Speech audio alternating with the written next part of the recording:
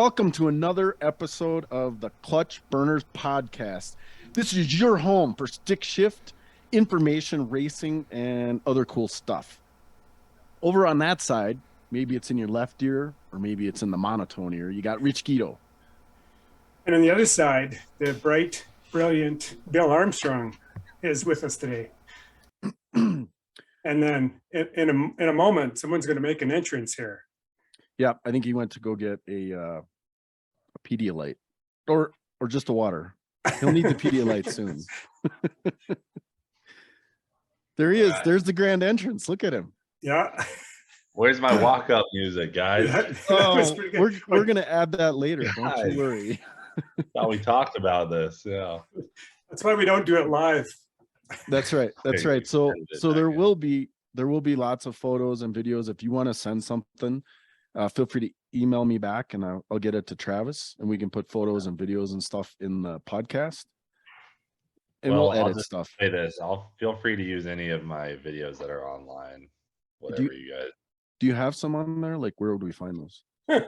Yeah, I have a YouTube channel. Oh yeah, maybe type in LeRoy wins race week and you'll see a few. Oh, okay. Beating both of these other fellas here. That's right. That's right. By a whole lot. So if you don't know already, we have Garrett with us. Goes by Cletus McFarland. Yeah. But we want to thank you for coming on here. And absolutely. We did have your buddy that you raced last week, which was like broke the internet race. Yeah, Atkins. Yes, Jonathan Atkins. It was awesome. So I definitely want to thank you for coming on. It's one of the coolest races I've ever done. Yeah, that guy's awesome. I was just on the phone with him yesterday talking about clutch stuff. Nice. So, yeah, Bill was showing me today his new tick performance shifter. I'm in Canada, so mine won't get here till Wednesday, but both of us, we had to step up. So, wow, so we're all three. All three are doing it. Yeah, we're making really bad decisions, and Jonathan is helping us with that process. He's an enabler. Yeah, it's hard not to want to work with tick performance when they go a 661. Yeah, you don't want to work with those guys. They don't know what they're doing. You know, that's why. So after that race, I was like, dude, whatever I got to do, I'm just gonna start working with you. That's pretty awesome. That's pretty. Well, let's talk about let's talk about that first. Let's talk about the Steve Morris powered KSR built McFarland tuned Elko named Mullet and the progress you made with Peter Harrell over that weekend. That was impressive. Yeah, it was a really good weekend for us. Just the stars aligned. I mean, you guys have seen that car with the same setup going 730s, you know. Nothing had changed. It's just the stars aligned. You know, obviously refining things with the tune up. But FL2K, we had really good prep, really good air, and a really good tuner, Pete, combined with myself and Nate, Dr. Tune 'em all, as we call him, and it just like came together. It was crazy. I mean, we went from our fastest pass ever was a 698 to a 654. Yeah, is what it was. It's just insane. Cars those are crazy gains in a very short period of time. And did you always have a profiler on your car, or did you put a profiler on your car? No, I actually put a profiler on after the last race week when I was. I'm sure you guys heard my car going down the track going on the traction control. So yeah, I finally broke down and bought a real traction control system. You know, because you can make your own traction control through the Holly, like I'm sure you guys know, just using front and rear wheel speed. Yeah, and it doesn't react as fast as a true traction control box like Shannon Davis profiler. It reacts instantly. In fact, you don't even feel it in the car when you make a run and it gets in the traction control. You don't even feel it. You don't even hear it. It's crazy. So Garrett, does that is it following a drive shaft acceleration slope? Is that how it works? Yes. So, and I think Holly has an add-on for that now, but at the time I was. Yeah. So do you kind of have to get some really good baseline runs to build that? Yeah. So if you have a good run, then you set up the profile, you know, if you have your drive shaft speed, you set up the profile just right above it. Mhm. And then if the drive shaft speed gets up into the profile, it starts to pull power out. So Okay. Okay. yeah, theoretically, if you set it right on the tune-up and then you went faster, it would pull timing out. Okay. So like you set it, you know, slightly above your run or what you are desiring, and then you know, hopefully you don't get into it unless you really need it. Yeah. So I mean, we're talking about Mullet, which is an automatic car. Yeah. And Kevin built that thing. But I want to know, Yep. did he build a compartment in the back for your purse because it is an automatic? I know. Yeah, that's the only problem with that car. It's so freaking sorry, excuse me. It's that car is amazing, right? To go at 6.5 Yeah. is awesome, but That's nuts. you just love the button. Done, you know, it's like it's just shifting for you, everything's done for you. It's And do you have the parachute on a button too? Pneumatic launch deal for the I parachute? do actually, but I manually throw it so that I feel important. I feel like I did something. Well, yeah. Yeah. I mean, If I hit Exactly. the button, then I'd really just I'd feel like I'm there for no reason, you know. I Yeah. pushed 2 buttons to make one run. So yeah, because running 650s, I mean, you didn't really accomplish much, right? Yeah, two. I mean, the crazy thing is the car's working so good. I mean, anyone could get in it and let off the button. Honestly, I just need to find a lighter guy. You know, I keep eating chocolate chip cookies. I'm slowing the thing down. Need a smaller guy in there. All he's got to do is let off the button. It's the job's done. No, that's It's actually what makes Jonathan's pass so sweet. Like when you watch that video of him in that car, he actually makes it almost look like an automatic. He's so smooth. And the pass is so clean. Crazy. Yeah, you don't see the car wiggle or nothing. It's insane. Like you watch our cars, like, you know, any of our 3, when we're going to mid 8 and the thing looks like it's freaking going a 5. It's like, you know, and then Atkins' car is just like straight as an arrow. Yes. Yeah. I mean, historically, our 3 cars have gone down the track like they're almost on the edge of control. You know, Yes, for sure. Wow. that might So be do the you still sport. have the purple purse, or did you parlay that to someone else? I have it. I was actually supposed to send it to Chad Fegley, but I'm just a bad person and haven't mailed it out. Chad might be I listening. swear, actually, I think I might have mailed it out. I don't know. I think at one point I took it to our merch room and was like, I need to mail this to somebody. I don't know if I did. Well, let's talk about Chad for a sec. That was he was the first guy in the 7s at a drag and drive event, so that was very impressive. Good for him. I know. I'm really pumped that someone did it. I'm sad it wasn't LeRoy because we tried so many freaking times. Oh, I think I ran like 12 8.0s on a race week or something like I that. remember like 803, 80, like even an 801 maybe. Yeah. You were just punishing it that one night. I was like, oh boy. I know, such a bummer. But Chad, you know, he deserves it. He brought the right combination and he did Yeah. it. So He did. all the credit to him, which is cool, you know, and like he beat LeRoy on his last ever race week. So LeRoy, I mean, and for the foreseeable future, LeRoy will not go on a race week because we didn't set it up to do any drag and drive. We set it up strictly drag car. It's got no radiator in it. You know, we set it up to just race. So Chad, you know, he's the king for now. Now, does it still have a wet block? I mean, you could convert it back over. Yeah, we could convert it. And I am building another stick car right now. It's just not going to be like as fast as LeRoy. It's a Ford. So, you know, What does that mean? What does that mean? No, I don't know if you guys saw, but we have a Fox body in the shop and we're putting a Godzilla engine in it. Nice. And so I got a stick shift combo for it. And are you going to do drag and drive events with that? Yeah, I'm going to drag and drive it. I think it'll go like high 8s, mid 8s pushing it. Probably an 878 is probably the goal, right? Yeah, 875, yeah. Bill might have said that because that would be slower than both of us just by a little. Yeah. I'm going for an 871. No, that'd be perfect. No, 871. no, that's still a little. Yeah, you might as well Oh, go is it? All right, 869. 850s then. It's gonna go 850s. Yeah, there you go. There you go. All right. Now I got some work to do. Thanks, Garrett. Well, and I Yeah, think we got Jamie on our back. You know, there's some stick cars that do drag and drive that are speeding up. That's right. That's right. And I tell you what's so impressive are those imports and how fast they are with half the cylinders.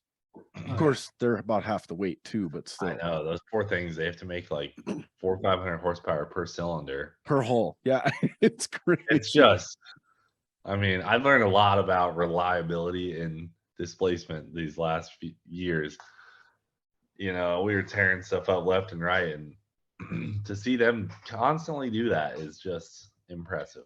Well, in their to go box is let's see, I think 2 sets of rod bearings and a set of main bearings, right? Yeah. And I think an entire engine. That's right. That's right. Yeah, Jamie had an entire engine. Yeah. After he split that one in half in Florida. Yeah, I know. That was freaking crazy. It's awesome seeing what those dudes are willing to do on the side of the road. I love it. Yeah. Yeah, it's pretty hardcore. It's pretty hard. Speaking of the side of the road, I don't know if you remember or not. Remember 2019, nasty storm. You were following me and Troy Clark with a Model A, and James, and we all hydroplaned through this huge puddle. Nobody could see shit. I remember you pulling up and you're giving James a hard time, going, "Dude, I can't freaking see anything, man. You got to slow down." And you're wiping the window with your hand.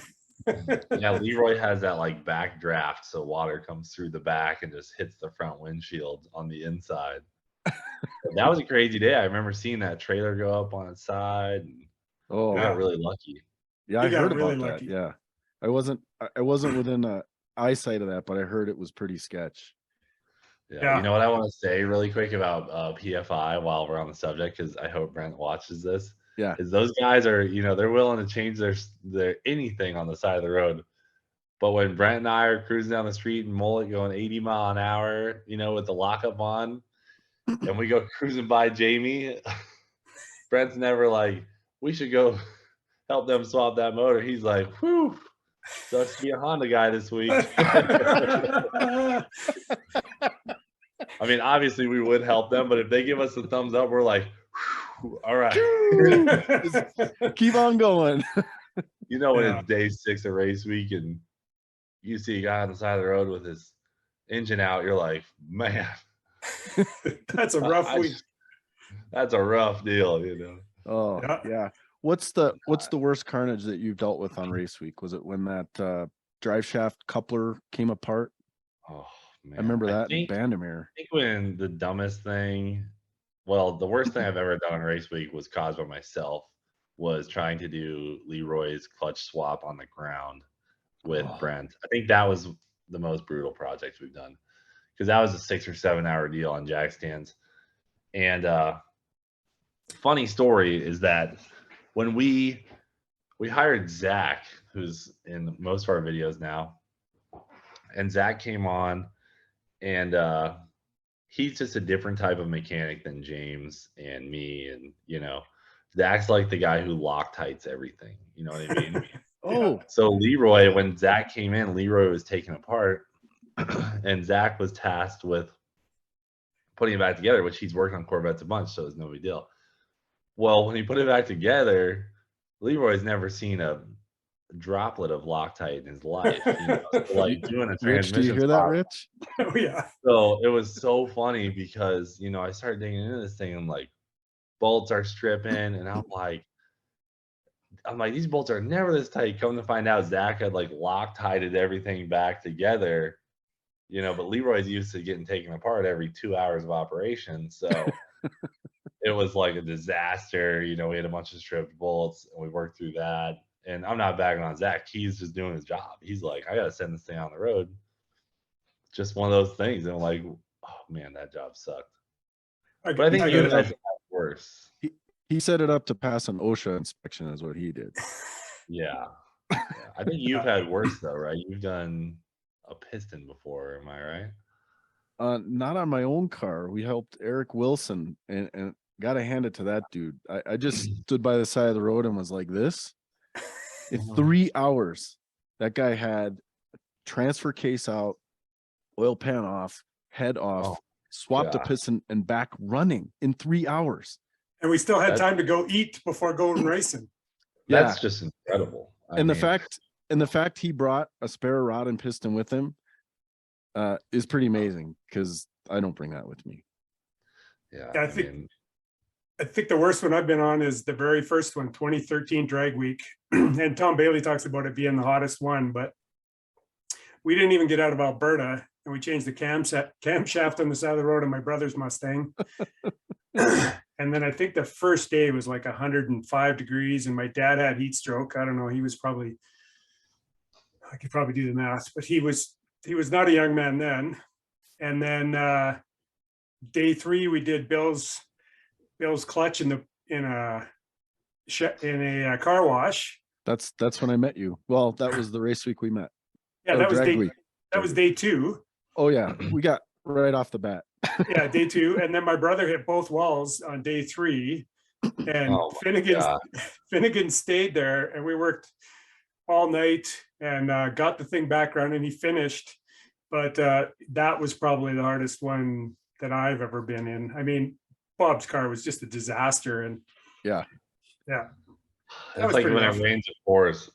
It's weird when you're on day 3 of race week and like everything's going good, and you're like, oh brother, like heads down. Let's just keep these good vibes going. That's right. That's right. It's not. Yeah, You know what sucks is when you're all like bombing down the road. You're like 100 miles out ahead of schedule, and someone pulls over, and you're just like, oh no, like what could this be? Yeah, you have to be very selective with the group that you cruise with. Oh yeah, Yeah, I know. yeah. 'Cause And not to say you that, gotta ride or die. It's like you gotta stay. You gotta help make it happen. yeah, and it's not to say that you don't want to help somebody, especially if they put the message out, they have a part that you might have. I'll stop by, Yeah. I'll just toss it out the window and just keep going. Yeah, yeah. But yeah, I mean, it's you got to do your own thing. Like at a certain point, and it's a hard decision to make when your buddy is stranded or something. It's like you got to go help him, but at the same time, it's an additional big workload for you that week. It depends on the situation, but you got to help out your fellow race weekers, whatever it takes. Yeah, that's right. That's the first 100%. drag week, we were traveling with some guys, to your point, that this was our first event. We had never done one before. So we were traveling with this Nova, and he was having crank trigger issues. So we pulled over with him, and it's hot, 104 degrees. And, and he's literally on the side of the road waving this crank trigger. I'm waiting to see if anyone driving by. And so this GM engineer, actually in an orange Camaro, he pulls over, and he's like, I got one of those. And we're working on the Nova, and we turn around, and his Camaro's on fire. And there's smoke billowing from the hood, and we all turn around and we go running, and it was like a football game. There's a fire extinguisher goes flying through the air. He runs back, he rips the hood off. We hit it with the fire extinguisher, and but same thing. That guy probably wouldn't have had a problem if he wouldn't have pulled over. The snowballs, yeah. Yeah, it just I mean, countless times I've pulled over to help someone else, and they're like, one of our teammates, and then another car has a problem, like won't fire back up. It's like, well, we wouldn't have pulled over for you. Yeah, that's what makes it fun, though. Definitely. Oh, definitely. Yeah. It's the So best I have a memory question for you, ever. Garrett. I want to Yeah. hear about you being audited by the IRS. Well, I haven't been audited, but I imagine that I'm like the biggest red flag to the IRS there is. YouTuber. That's And right. obviously. Did you bounce a check or something? Yeah. So that's a story I told on the Roman Atwood podcast. Yeah, I had That I had a short situation where basically the racetrack that we own, I had gone all out, spent every dollar that I had. I mean, literally every dollar to purchase the Freedom Factory, and I had forgot about my quarterly tax prepayment. Estimated payments. And Yeah. 'cause sometimes those check Yeah, the estimated payment. Those checks can take a week or two to go through. Well, I pulled all my money together, paid the guy for the track, closed, deal's done, and approximately 3 days later or whatever, this check that I had already thought was done and paid, because I wrote it weeks before, hit my bank account, and like temporarily my bank account was negative for a large sum of money.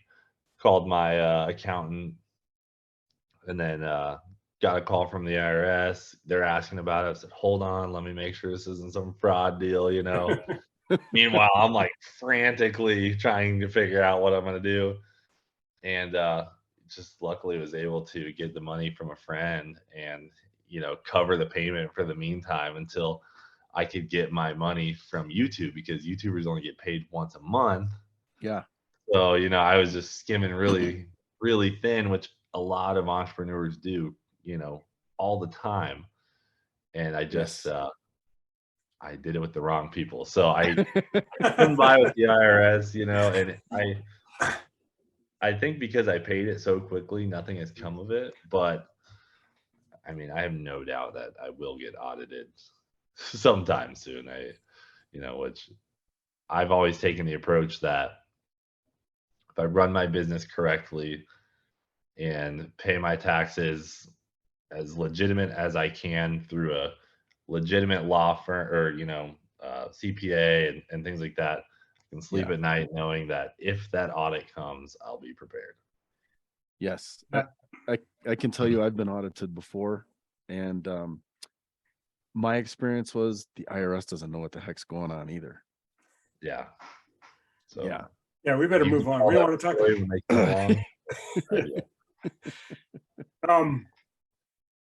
How many people are you employing right now? I have, including my wife and I, it's 24 people is on payroll. That's crazy. That's pretty pretty awesome. We were talking, and I've told this story many times that we were all on Rocky Mountain Race Week 2017 together. Now, I don't tell that part of the story. All I tell is that is amazing what you did from one video and the empire you had built. That's pretty damn cool. Now you employ 24 people, have a racetrack. Yeah, I mean, that's freaking crazy. It's it's a lot of luck combined with the right people around me and just putting in some work, Oh yeah. It's like anything. So it takes some manpower. Yeah. So another question I have, how do you think you're you've got a baby coming, boy. How do you think that'll impact your work and content schedule, or have you kind of built some of that in so you can post and take some time off? No, it's actually, I don't have a backlog of videos. It's really hard to do that. I think some YouTubers do it, but it's like really hard, especially I have a procrastinator gene in me, so like I typically, when I need a video to go out, is when I edit it and then post it. Sometimes we'll get a little bit ahead on filming, but it's really hard to get ahead on like fully done videos. Yeah. But between the Freedom Factory, my shop, and 4 mechanics and roughly, I don't know, a dozen race cars, it's like the content is unlimited. So we basically built an infrastructure of content that is like extremely powerful as far as automotive content goes. So yeah, for me to go in to the shop tomorrow and make a video is really easy. Mm-hmm. So I've tried to make it so that it's as easy as possible for me to, do what I got to do, even with a child. So I'm hoping that the content won't change much at all for the viewers. Yeah. And so your content funnel is full. Yeah, we're really like we got a full tank of content. So, and then I want to be there for Maddie and my baby boy, but I also want to be there for my viewers. I owe it to them to put out amazing content. So just gonna try and work through it. Well, and I think Rich will back me up on this too. and Travis Foster with Stick Shift Nation that helps with all this too.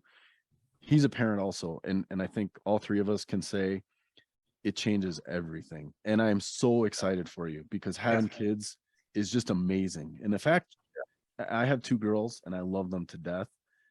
I wish they were a little bit more into cars, but a little boy, dude. Yeah.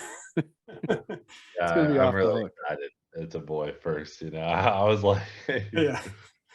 I don't Yeah. know. I just wanted a boy, but you know, I would love any baby that's healthy, and you know, it's gonna change our lives so much, and I'm ready for it. You know, I've always wanted a family, and you know, I love being around my own family, and Maddie's always wanted a family. So when we first met, it was one of the first conversations, and now we're like 2 weeks away, and we're like, holy smokes, Yeah, here we go. I'm so excited for you, Garrett. Really, Yeah. it's so awesome. It's so awesome. Oh, So- you'll do great. Along the same theme, because everyone looks at you and thinks, man, what a life that guy leads. But how many hours a day do you think you work? I don't know. It kind of depends on the month, you know, like Freedom month. Oh, a regular month. that's A regular not even- month where I'm home is, you know, probably I don't know. That's a good question. I'm like constantly working. I don't really ever do anything else. So Yeah, I guess that's It'd my be hard point. You don't need to put a number on it. I think that what people don't understand is how hard you work.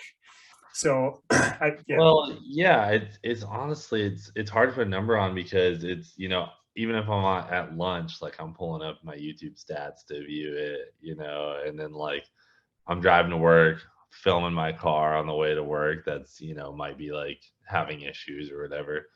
So I think I do a lot of screwing around and having fun, but like actual work, like editing videos or paying bills, working on cars, you know, it's like, yeah, there's probably a solid 60 hours a week in just like real work. And then the rest of, you know, the time is filled with my hobbies, spending time with my wife, yeah. just being a hooligan. Because usually, you know, all my guys come to work and, you know, they'll work the normal 8 to 5:30 or 6. And then sometimes we just hang out and do dumb stuff in the parking lot with the forklift for 30 minutes. Like, I don't know, it's just anything can happen. So that's a Well, good day at work. yeah, Well, and then I'll go home and edit, you know, while my wife makes dinner. Well, and I could And- add, you know, when we had dinner at that Yeah, right. Italian restaurant during one of the race weeks, and Oh, the there place was is like, great. yeah, there was nobody there. It was just you and I Yep. and the guy from I'm gonna forget his name, but it was Low Dollar Motorsports. Oh yeah, Brandon. Yeah, Jason Dollar. Is it Jason? I feel Yeah, it's really Brandon. bad. Brandon Dollar. Yeah, and you were editing video right there while we were eating dinner, and it was Yeah, just it's so you're easy. just constantly working. Yeah. Yeah, I mean, it's like literally, it's something I can have a conversation while I'm doing it. So it's really pretty easy to just kind of. But I think every entrepreneur is kind of in that. It's like you pull up your email and you know you reply to a customer right there. Technically, yeah, it's work, but you're just like boop, boop, done. You know. Yeah. It's not like we're punching a time clock. That's for sure. It's only as hard as you make it. Yeah. That's true. Let's talk about the Cletus effect. It's almost like the Joe Rogan effect, hey? You know, first thing, we missed you at Rocky Mountain Race Week. I know that Matt and June missed you at Race Week, and I Yeah. think that was probably the first time they felt the effect of not the Cletus effect. You know, like people come to see you, and that's super cool. In fact, I was watching Peter Harrell's YouTube today. He just released the one that I've been waiting for, where he talks about getting off the line with boost and RPM. And the first thing he says is, for some reason, I've doubled in subscribers. And I'm like, wonder why that is. That is funny. Yeah, and we definitely noticed it at Race Week. There was just not the the amount of people showing up just to watch, you know, spectators, as it was, because it was bananas. Like, be like, where's Garrett pitted? And you just look for the mass of people, and it's like, God, how's that guy getting any work done over there? Yeah, it's like, well, race week 2 is some of our best content of the year Yeah, because it naturally makes such amazing content. yeah, So it's a bummer, you know, that we couldn't go because of Bristol. But you know, I think that's one thing we bring to Matt, you know, is like we're trying to bring spectators to the event. And that's why I stay up all night to edit, is because I want people to know that this literally just happened and tomorrow we'll be here. You know, because I just want that live action. And then when people show up, they're like, "Oh man, saw you broke down last night," because they know the full story already. You know, that's so cool. That's so that's cool. what I just love that. So Matt did text me during the event. He was like, "Dude, we have to align on scheduling so that this doesn't happen." Because I love race week succeeding, and race week relies a lot upon spectator count. So Yeah, yeah, you know, the revenue at the gate. for sure. But I love having all those people in our pit. It's crazy. I mean, some days it's like it gets a little crazy, but when you're like 5 days into race week, no sleep, and people are walking through your pit, kicking your tools, and you're like, "Come on, guys, give us a little bit of distance while we try and figure this out."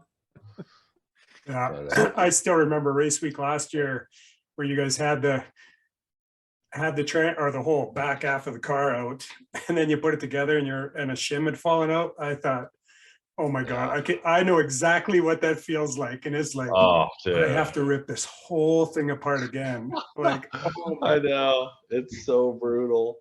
Yeah, Race that's week rough. just is like the most brutal week. Yeah. But for some reason, no one gives up. It's just amazing. Yeah. So Garrett, let me ask you another question. You know, talking about spectators and stuff, clearly you bring a lot of spectators to the event, but there's a lot of talk about how we pass our hobby and our love to the next generation, you know, for what we do. And I think you must have a huge part of that. I mean, how many subscribers do you have on YouTube? It's what, 2-3 million? Yeah, we got 3 million something. That's awesome. And because I know you look at the demographic, but where's that age group fall? I mean, how many are 25 and Yeah, under? I can pull it up right now just so I'm accurate. But you know what we get a lot is this is my first time at a drag strip. People tell me that all the time, and I love that. That is awesome. Actually, there was a great article I read today from Haggerty, and they went to Bristol. Did you read that? Yeah, I did. That was a freaking great article. Really nice. Yeah. Don't know what I did to deserve kind words from them, but it was awesome. So my biggest demographic is 38% is 25 to 34 years old. Okay. And then the second largest is 23%, and that's 35 to 44 years old. Wow. And then the third largest would be at 20%, and that's 18 to 24 years old. So that's awesome. Basically, would that be 80% of my demographic is 18 to 44 years old. Well, and the nice part about the largest one, which I think you said was like 25 to 30 something. Yeah, 25 to 34. That group, which would include yourself, is having kids, and they're into it, and they're going to pass it along to their kids. Yeah. So I think that's great. I mean, yeah, it is so cool what we do. It's brutal, the drag and drive stuff, but just the building cars is awesome. I mean, yeah. it's You know what I love seeing is guys like Tom Stark and Blaine. Like Yes. that's my dream, is to roll down the street with my boy. Like, oh man, and he's done such a good job raising that kid. Oh, he's amazing. I just hope my son is like cool like him, you know, walking through the kids like, "What's up? You need a, you know, you got a piston laying around?" I'm like, brother, I wish I did, because he's fist bumping all of us. Oh yeah, yeah. And that kid at Fort, about racing is all the kids running around, you know, helping their dads, and it's like, well, what are you doing over here looking for a freaking nitrous bottle and just, I don't know. Well, and I tell you, that kid at 14 can bang some gears in the 8th mile. He's running that I know. junior class. Holy smokes. What a Yeah. beast. Yeah, What a beast. it's pretty impressive. And Tom, I mean, we're gonna have him on here for sure, but you know, he is so low key, but so impressive. I mean, the guy's built a Riddler winner. Like, Yeah. it's ridiculous. He's so talented. He's a great guy, man. Yeah. A lot of really cool, talented people on these events too. I just love that. Yes. And a lot of them are so under the radar, like you just would never know. Like like the success or the skill set that they possess, it's kind of mind-blowing because they just want to be like everybody else, and they are at these events. It's really cool. And I think that's what makes them all successful is their ability to enjoy the struggle, because you have to enjoy the struggle. And it's so cool. You don't know what half of these people do, but when you're packing your parachute at the top of the track with them and BSing with them, and or on the side of the road pulling pistons out of an engine, it's pretty awesome. Yeah, it is. I agree. So since this is the Clutch Burners podcast, let's talk about LeRoy the Savage. Yes, sir. Give us a quick summary of LeRoy, milestones, records, etc. Yeah, we'll start there. We'll plant the foundation there. Yeah, to this date, it's been 767 in the quarter mile. It was the world's fastest Corvette for a little bit. It's what's left of a Corvette. First GM to go with 7s, technically. Very That's cool. A controversial topic because the car doesn't have a body. And I used to have the argument that it's literally everything a Corvette has minus the fiberglass shell. But now it's 4-linked, the transmission's in the front. It's a little bit of a Corvette / Pro Mod, combination. The goal is to go 6s with a stick shift, T56 and an LS. So nice. So just four gears in it. 4 gears in that transmission, same as Jonathan. 5th and 6th are. I believe 5th and 6th are still in mine. Oh, good man.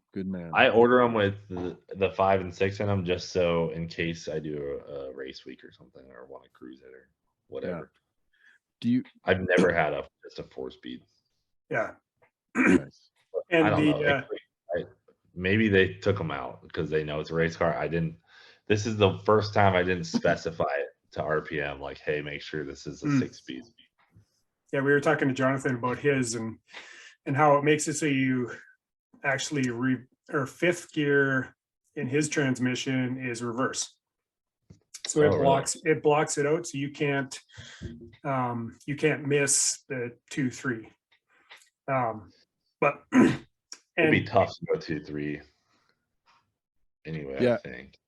Yeah, well, it'd be if you did miss it and they didn't block it, it would be 2 neutral. Second neutral. I've never 2-3 to 2 or 2-5 to a T56, like for whatever reason. Yeah, me either. It's kind of hard in that car. What about 3-2, Bill? You ever do a 3-2? 3-2. No, but I've done plenty 1-2-1s. I've done some 1-2-1s.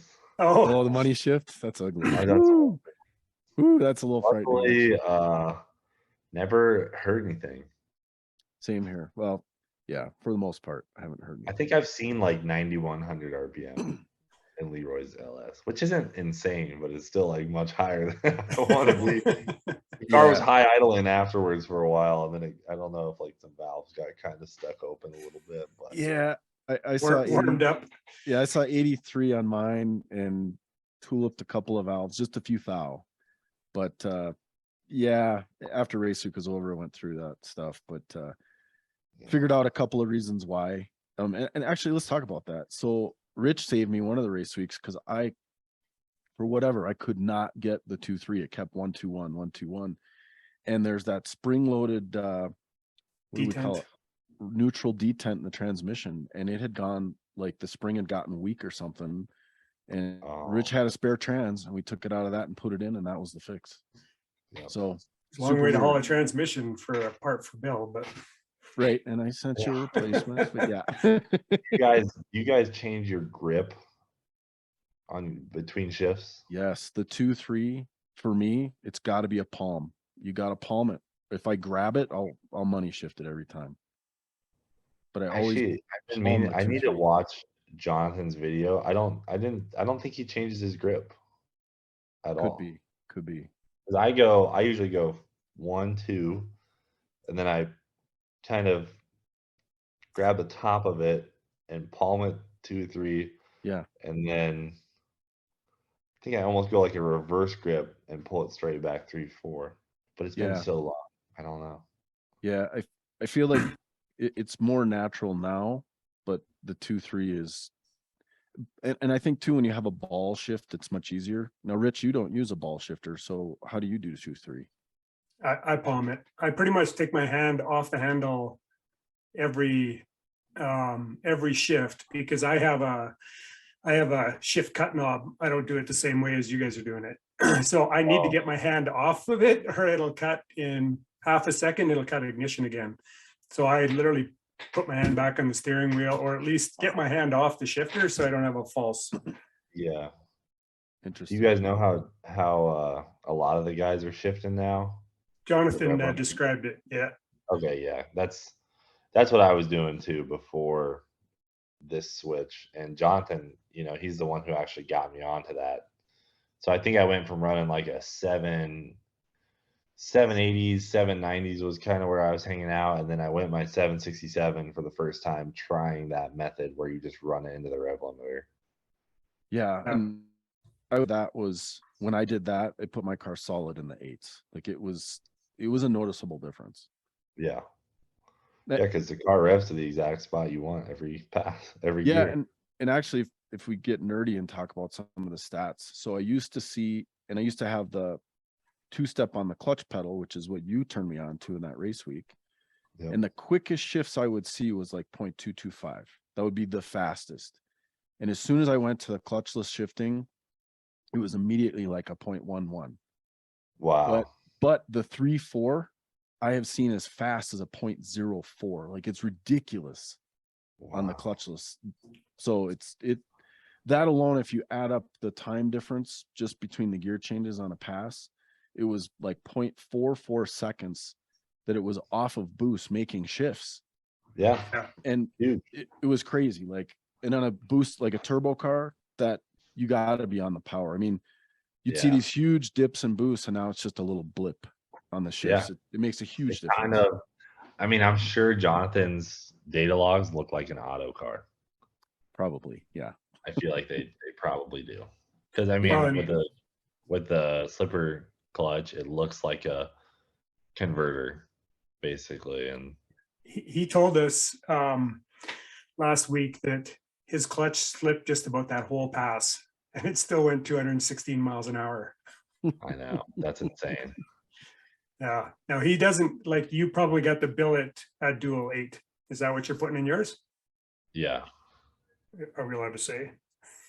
Yeah, I think that's what I have. I don't know. Oh, what did you call it? The billet what? It's the billet dual 8-inch. So you got 2-inch. Yeah. Oh, I don't know if it's a dual. I think it's a single. Oh, I'm not 100% sure. I think it's got to be a dual 8. I don't think a single 8 would hold that power. But the billet is just the cover. Instead of a stamp steel cover, it's a billet cover. Perhaps. Okay. We'll watch the video. I just said, send me what I need. Yeah. No, that's cool. That's cool.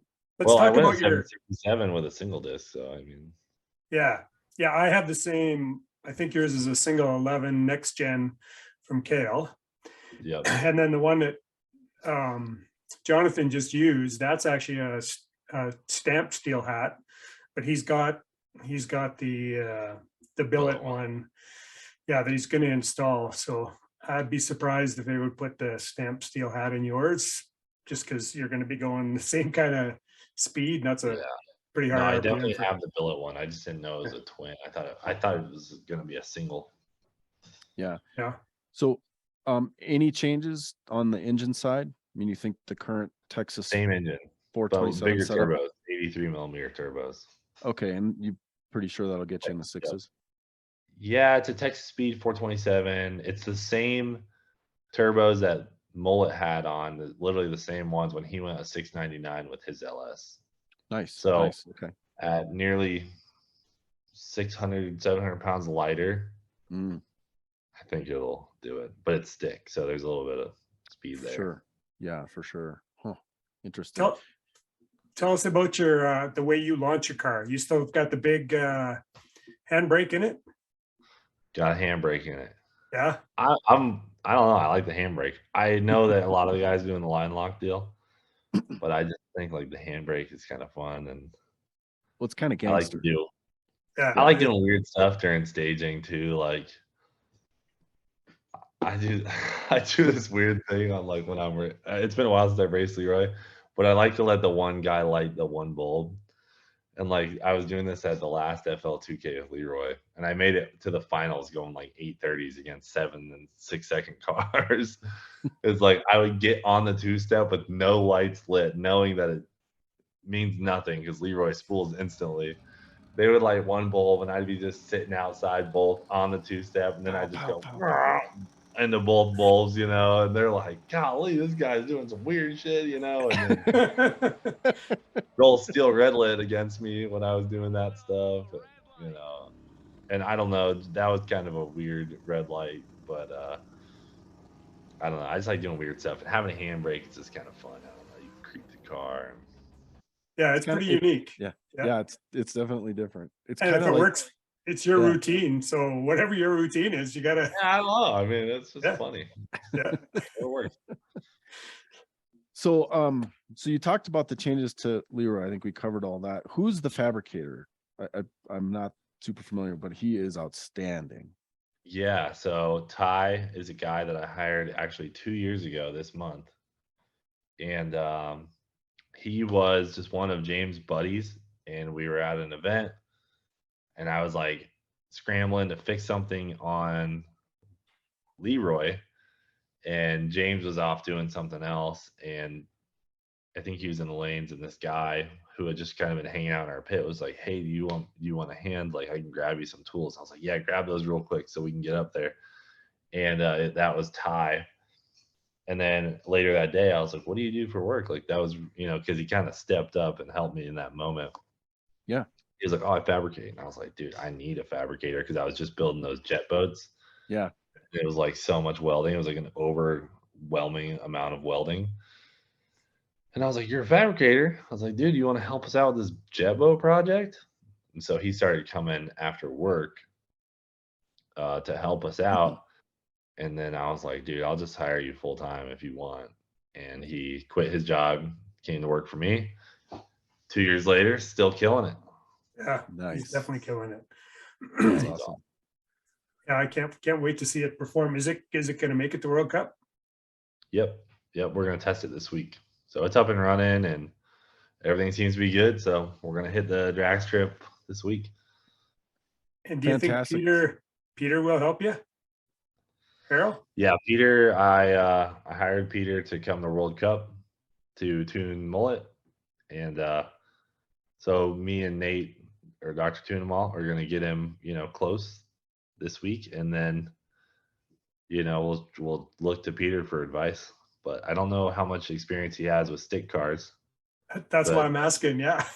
if you drive them right, you know, you tune them just like an auto car. So Yeah. So it should be interesting. Yeah. That'll be exciting. That'll be exciting to see for sure. I mean, he's a smart dude. I've been watching a bunch of his stuff, and I just like the way he thinks. So do you have a profiler on Leroy now, or? Yeah. Oh, nice. Yeah. And the new weight, All that's for success. the new weight What's with that? you in the car? We don't know the weight, but we were guesstimating because Leroy at full weight was 3,100 to meet the race week rules. And that was with stock fuel tanks. We would have to top them off before we raced. Yeah.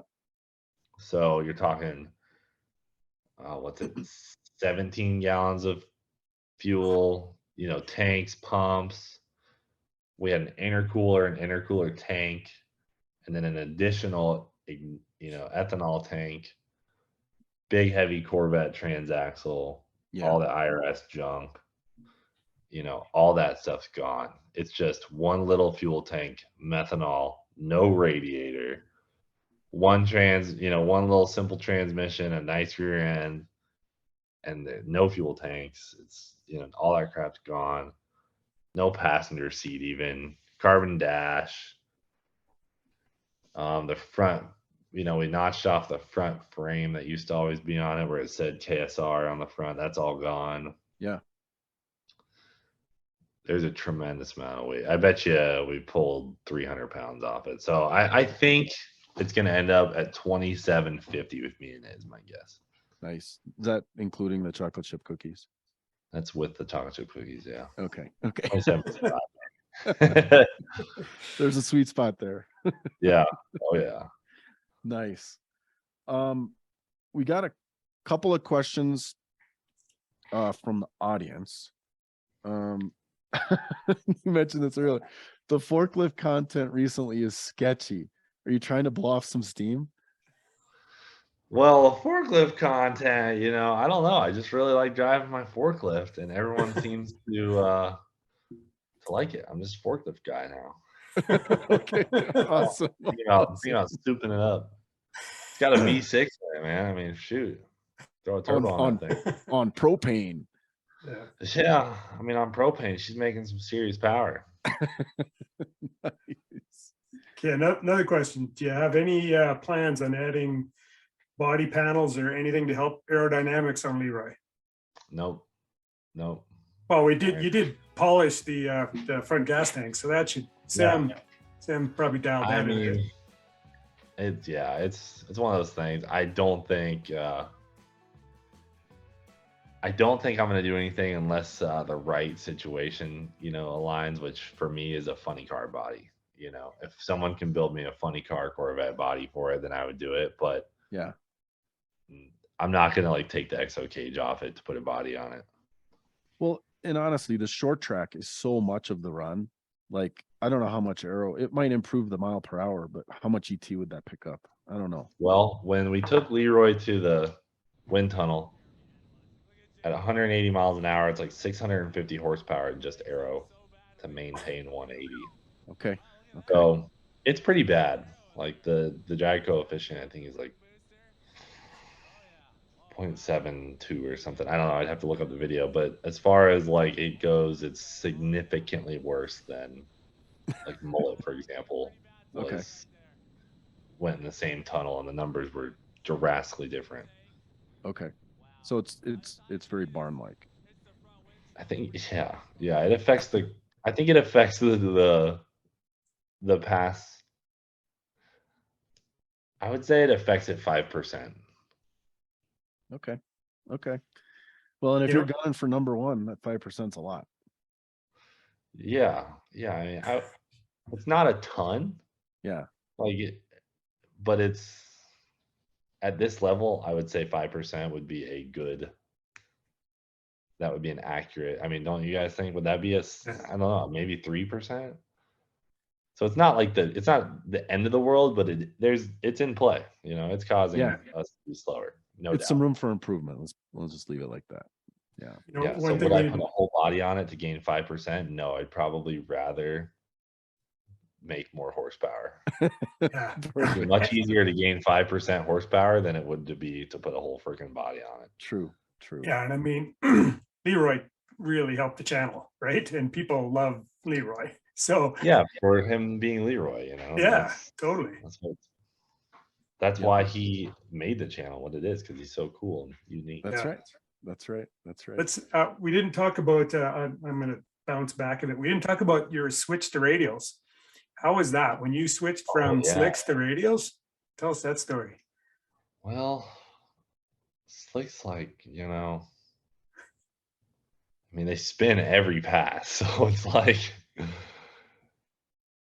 right, that's how they're supposed to work. I don't really know how the hell a slick, managing tire spin is so annoying, to me. I'm God dang, did I spin enough? Oh, I didn't spin enough. So I got to spin the tire more. Or maybe bump it up a pound. I don't know. I like radials because when I put them things on, it's either they work or they didn't. It's great, they worked. The car made a perfect, straight as an arrow, great pass. But on on a bad prep, obviously the slick is an advantage, but I think the radial, just for its tightness and overall ability on a good track, radial is better. So Yeah. your experience on race week tracks then, was the prep consistently good enough for radial to work well? Man, The reason I ask is Rich already ordered radials and I have not. I think that a radial requires a better tune-up. Like you have to be one with the traction. Like when you're going to race week on a radial, you know that thing's gonna spin almost. Man, I don't know, because here's the thing: Ruby's on a radial and she goes down every time. Yeah. But LeRoy on a radial is hard. Mullet on a radial was really hard on race week. So it's kind of one of those things, depending on how your car is. But if Rich figures out his radial, I think he's gonna crush you. Is what I would say. I think If his radial holds, it's gonna be so much faster. Oh boy. Yeah. My checkbook. Can you hear that? You hear that noise? That's my checkbook again. And like I remember always being like, "Oh, the slick is better on the transmission." I don't think it matters at all. I think the radial is. I think with a slipper clutch, an adjustable clutch, anyways, because it gives a little bit on the, and so that keeps the transmission alive. But some of the shock for sure. Yeah, and that's my concern. I don't run a slipper clutch. I mean, I have obviously the digital clutch control, but on the shifts where like Rich and we talked to Jonathan, they see a tiny bit of flare on the shift, which is the clutch absorbing some of that shock. Yeah. And I've, as Rich said, I have a flower pot of twisted input shafts. Yeah, I know. So, your car's so heavy. I mean, you're just like, like your car is both of your guys' cars are the equivalent to like 7-second stick shift cars because of the weight. Like I feel like your drivetrain is experiencing 7-second runs every time it goes down the drag strip because of your weight of your cars. Yeah, because I'm Rich, you're what, about 4,000 now, right? When I went 877, I was 4,027 pounds at the end of the track. Yeah. And my 870 run was like 37.75. I took about 100 pounds out of it last year. So you going in 870 at 4,000 pounds, I would say is the same stress as, a 3,000 pound car going a 770 or 790 or something, like somewhere in that range, because the thing's freaking working overtime just to push all that weight. That is true. It would be a really cool test though, is because I was behind you at one of the race weeks, and I watched you go down, and this is when you had slicks on, and you're like friggin' all over the track. And it would be really neat to have a heart monitor on you after that pass, and then a heart monitor on you after a radial pass. Because that's got to be quite a rush, right? Like they were I did so many laps in LeRoy in those years that was like nothing, so easy. So I mean, my heart rate in race cars now is very balanced because I drive so much, man. I'm always driving these cars or boats or anything, so like driving's just second nature. But yeah, the radials are for sure not nearly as sketch as slicks at that horsepower range. You're like, transmission, turbo 400 or T56. Oh, they're very different. I mean, if you want to go real fast, you got to have a turbo 400. But if you want to have fun and go quick, then you can do a T56. All right. Like, if you're talking the same amount of effort, because like with the same amount of effort, you can go really fast with an auto. But like if you work really hard with a stick, obviously, like Atkins has done, he's worked super hard to go that number. Mm-hmm. Versus I haven't had to work as hard with Mullet because I have an auto, and it's just easier. The thing that I like though is even us with our experience, I don't think we could hop in Jonathan's car and do what Jonathan does. Not without some passes. No, he's worked so hard for that. I mean, it's not an easy deal. But could Kevin Smith hop in Mullet and make the same pass as you? 100%. Yeah, that's what I think is cool That's about the this. difference. Yeah. Yeah. It's a man's mission. It's You gotta be a man to drive it.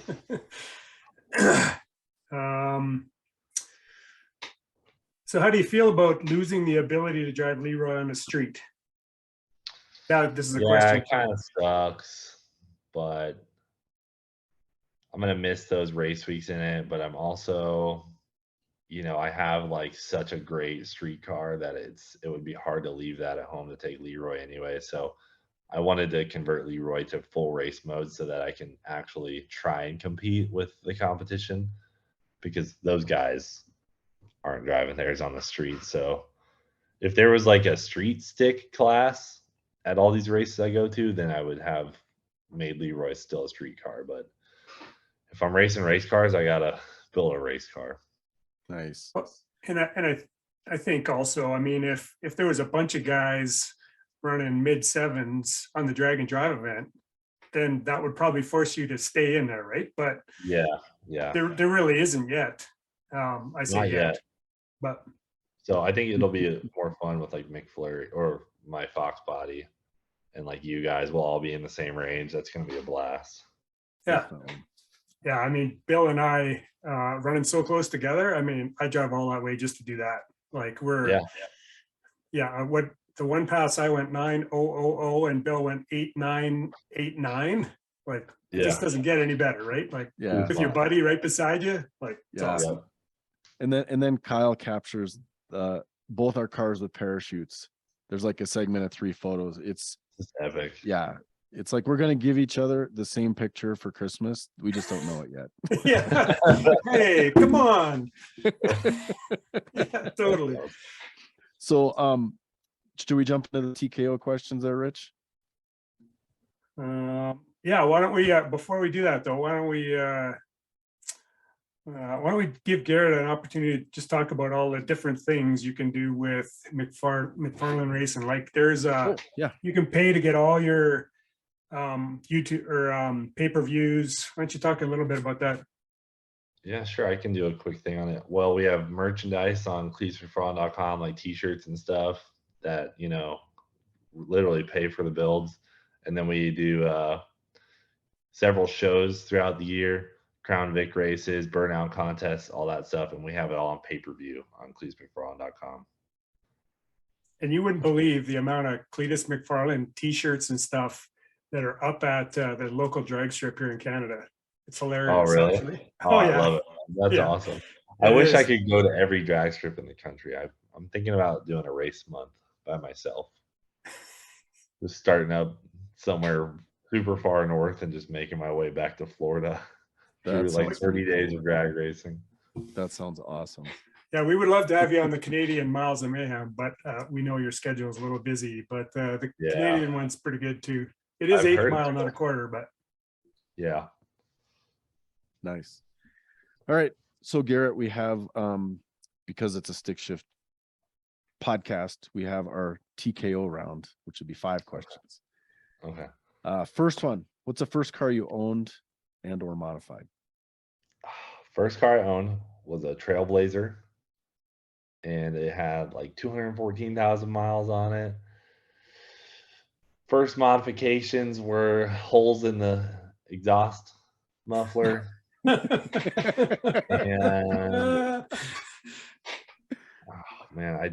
that was pretty much it for that thing. And maybe I got a set of tires, some off-road tires, but that's it. Nice. All right, second TKO question. So we're in second gear. What in your opinion has been the biggest technology that's moved our sport forward? Ooh. Well, the thing that's made everyone the fastest in the last 2 years has been slipper clutches. I think that took everyone from like bottom 8s, high 7s to where they are now, which is mid 6s, high 6s. Yep. Yeah, that top 10 list. I don't know if you saw that or not, but Jonathan was 661 and the number 10 was 735 or something. Like crazy. Yeah, that's insane. It's insane. That's all slipper clutch. I'm telling you. That's what I think. The short track, it's the hardest thing to get with a stick car, Yeah. without Yeah. question. Yeah. Third gear, 2, 3. What is your day job? We kind of know that, but My day job is editing videos fair enough. and driving. Nice. Yeah, I can't remember who I was talking to recently. It was an older fella, some of the demographic you didn't speak to, with the gray hair, but it was comments about that dude can hop in anything and win. So very impressive. Yeah, the driving's like my favorite thing to do. It's the Yeah. only reason why I will work on a car is just to drive it. Not a wrench turner, just a driver. Nice. Okay, pulling her into fourth. What influences your build on your cars? ET. Yeah. ET and how awesome they'll look in a thumbnail photo for you. Content. That's good. Those are two factors: is the speed and how they look. Yeah. All right. So into fifth gear, and you've already answered this one, but I'm going to ask it. What, in your opinion, is the secret to stick shift racing? Yeah, I don't think the clutch is a secret. The secret to stick shift racing. I don't really know if there's a secret that I know, but I will give a word of wisdom: is to not shift your car while it's spinning. That's the number one. That's the most expensive secret. Yes, I will second that one. I think I've blown at least 4 transmissions into smithereens from shifting while the car was spinning and not having enough, I guess, dignity to just lift. Or self-control, maybe. Yeah, self-control. There you go. It's like he can read our questions because he basically answered the overdrive question, the second overdrive. I know, too. and I have to add to that. So, Troy Clark once told me, he's the one who had the Model A. He once told me at a race week, he says, Bill, you have on and you have off on your gas pedal. There's so much range in between. It's not just on or off. Yeah. And yeah, it was like, I know. what? Sometimes I forget there's something other than 100% throttle. Right. Exactly. All right. We have our bonus, our T56 question. Okay. This would be 6th gear. Go for it, Rich. Well, I thought that's pretty much what he just answered. That's what I was just saying. That. Oh yeah. Okay. Well, I guess, yeah. What advice would you give to someone getting into this sport? Or maybe because we have you here, maybe we ask if you're good. Yeah.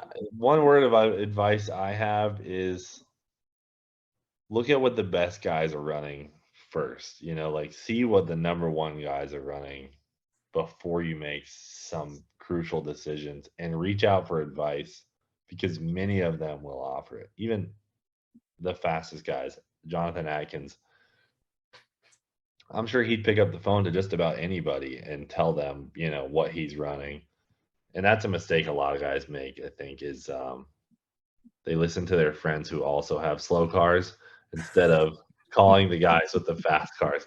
And I'm guilty of it too. Like James and I, for example, we pretty much had access to the same equipment we have now 2 years ago when we were running like 850s and 880s. We just we're listening to each other rather than calling people who knew what to do, which is awesome. We learned together, but had we had a little bit more of a sight on the guys who are really killing it, we probably could have advanced faster.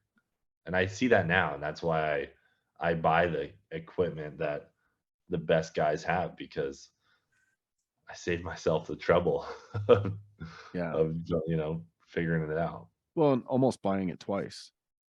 It's almost we'll say less expensive to go that route, but it is in the long run.